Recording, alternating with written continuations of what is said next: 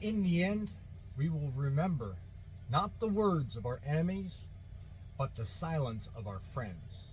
The reason this matters is coming up. Well, to the best of my educated ability, I can surmise that basically it come down to the EGR system. EGR differential pressure sensor was plugged and needed to be cleaned. So, at the end of the day, I'm ready to go. I'm going to look for a load and I'm going to try delivering it. Lord knows I hope I have more luck than I did with the last 2 loads. No, I'm not deleting the system. I put up a video the other day. I got a wide range of opinions. I mean, a majority of the opinions that came back on the video were all in favor of keep the system, basically because of the EPA. When you're shopping around for mechanics, make damn sure you ask the right questions and trust the right people. And the problem is you guys with the deleted systems can't exactly do that very easily. Because my recommendation is when you're shopping around for a mechanic, make sure you use the reputable ones, the ones that will honor warranties, and that will stand behind their work and their ethics. The number of for-hire carriers on file with the FMCSA, 1,102,799. Now, I don't know how many of that are mega carriers, but mega carriers have all different ways they operate in terms of hiring and firing. Mega carriers have a lock on a huge amount of the market and do some pretty shady crap. Another fellow YouTuber, a fellow trucker, brought up a point that I wanted to opine on.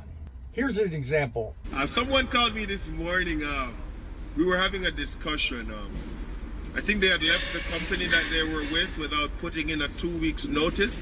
When they tried to get a job somewhere else, it's saying that they either terminated them or some form of bad report. So be very careful. Now, in my experience, mega carriers love inexperienced drivers, especially ones that are considering a job change. It means they can fill that seat for a lot less money. Some of these companies make an investment in you when they hire you. Others, not so much. But the moment, as a mega carrier, the moment you hire somebody, you're making an investment, because you've got to fill a compliance issue. You've got to get a drug test. You've got to do background check. You know, and not every company has the same, we're charging you for it. Or, you know, a lot of times the person being hired pays in the back end. But regardless of how they go about it, there's still a cost to you. Now, bearing that cost, of course, they expect a return on their investment.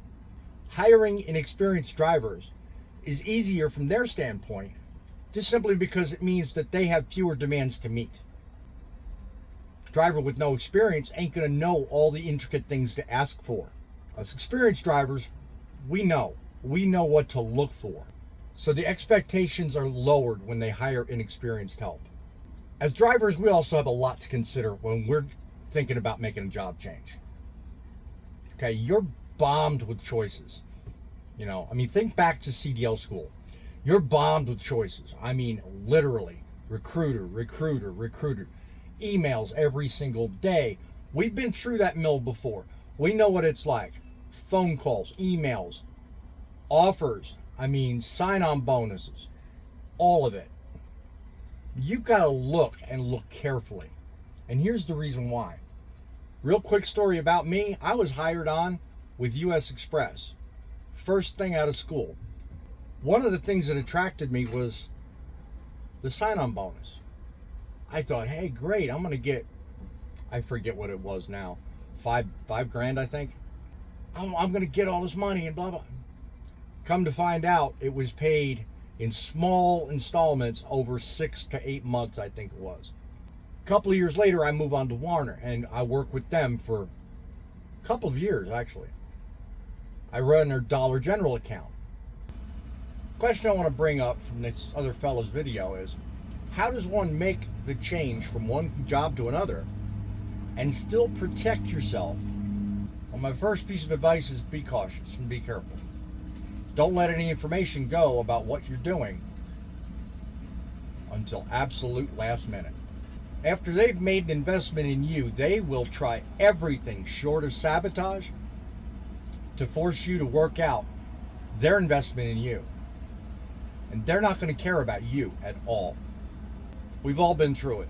Some of us older drivers, comment down below, relate to what I'm talking about. That unexplained shift in dispatchers. No one can understand why somebody suddenly moved up to management or went to a different department.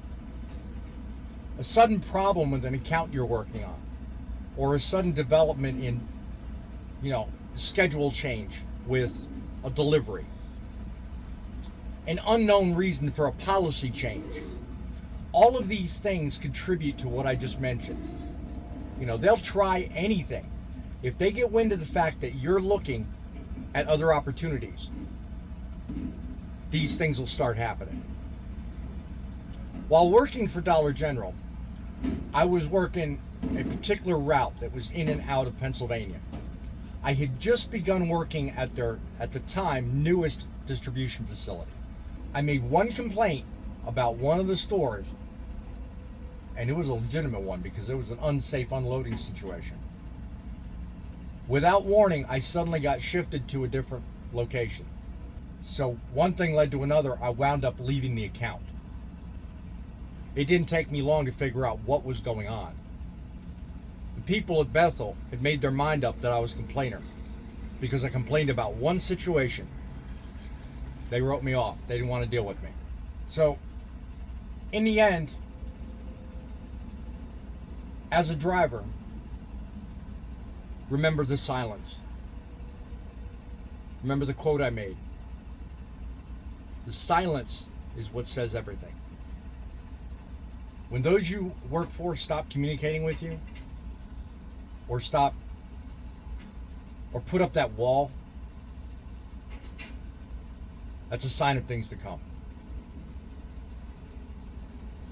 Stay true to your goals. Stay true to your purpose in what you do. You got to remember you're a person too, and you deserve the same respect everyone else does.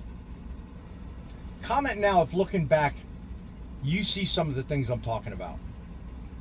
Let's help make everybody else smarter. If you've been able to relate in this video, take a moment, hit the like button. Take special care and subscribe to our channel for more helpful tips and videos on trucking life, and help us make trucking great again. To learn about a change in Werner's policies that really stirred me when I heard about it, click here. At the end of the day, we all have a job to do. Remember one thing. Without trucks, you get it yourself. Now that's trucking.